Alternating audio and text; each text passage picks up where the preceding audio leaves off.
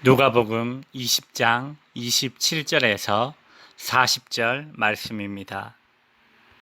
부활이 없다고 주장하는 사두개인 중 어떤 이들이 와서 물어, 선생님이여, 모세가 우리에게 써주기를 만일 어떤 사람의 형이 아내를 두고 자식이 없이 죽으면 그 동생이 그 아내를 취하여 형을 위하여 상속제를 세울지니라 하였나이다.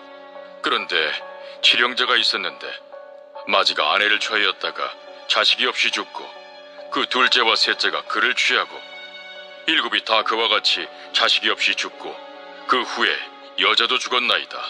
일곱이 다 그를 아내로 취하였으니 부활 때에 그 중에 누구의 아내가 되리이까?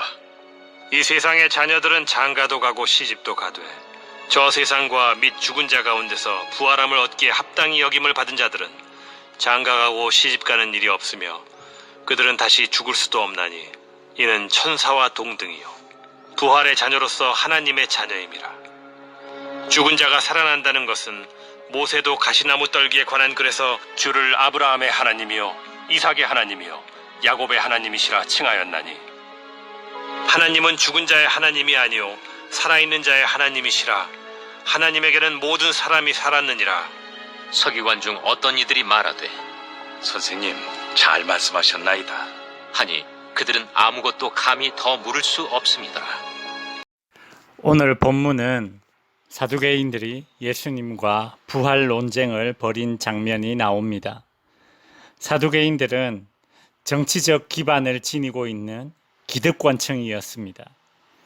예수님 당시에 바리새인들이 민중의 지지를 받고 있는 야당이라면 사두개인들은 로마와 왕족들을 등에 업고 성전에서 직분을 얻은 일종의 여당인 셈입니다.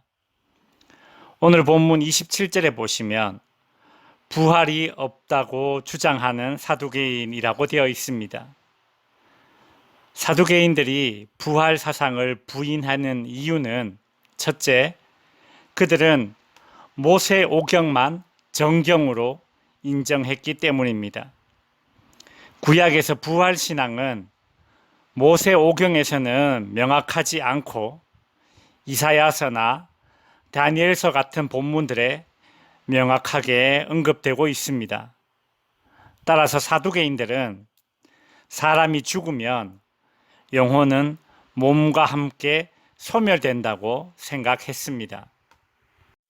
사두개인들이 부활을 부인하는 두 번째 이유는 그들이 현재 로마 제국에 빌붙어서 남부럽지 않은 호사와 기득권을 누리고 있었기 때문입니다. 그런데 현재 로마 제국에서 벗어나고자 하는 유대인들은 부활을 그 보상으로 여기고 있기에 반람과 혁명을 일으켜서 목숨까지도 바치는 사람들이 있었습니다. 그렇게 로마 제국이 위협을 받으면 자신들이 누리고 있던 그 기득권까지도 영향을 받게 되니 부활 신앙이 마음에 들지 않은 것입니다. 또한 그들에게는 현재가 너무 만족스러우니 부활에 대한 필요성을 전혀 느끼지 못하고 있었습니다.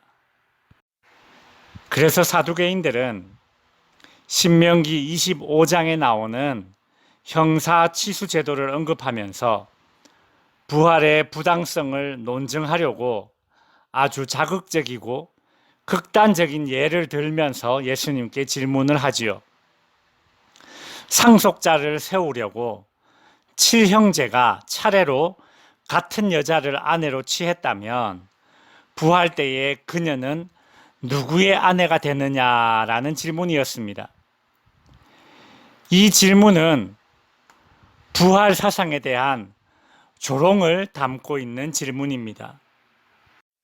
예수님은 34절에서 이 세상의 자녀들은 장가도 가고 시집도 가되 35절 저 세상과 및 죽은 자 가운데서 부활함을 얻기에 합당히 여김을 받은 자들은 장가 가고 시집 가는 일이 없으며 라고 말씀하십니다. 부활 후의 삶은 결혼을 통하여 자녀를 낳는 일도 없고 이 땅의 가족 관계가 이어지는 것도 아닙니다. 부활 이후의 삶은 현재 우리가 살아가고 있는 이 땅에서의 삶과 동일하지 않을 것입니다. 부활은 우리가 경험하는 세계를 다시 소생시키는 것에 그치는 것이 아니라 전혀 새로운 형태의 삶이 창조되는 것입니다. 우리는 언젠가 육신과 영혼이 분리되는 죽음을 맞겠지만 썩지 않을 영광스러운 몸을 입고 부활할 것입니다. 성도 여러분, 우리는 오늘을 살아가는 삶이지만 그 끝에 무엇을 잡고 살아가느냐에 따라서 근본적으로 다른 형태의 삶을 살아갈 수 있을 것입니다. 따라서 유물론적인 사고에 갇혀서 부활이 없다 하는 사두개인처럼 이 땅이 모든 것이냐 그렇게 살아서는 안 되는 것입니다. 말씀을 마칩니다. 예수님과 부활 논쟁을 벌인 사두개인들처럼 사람들은 가끔 본질을 놓치면서 비본질적인 것에 매달려서 시간과 에너지를 허비할 때가 많습니다.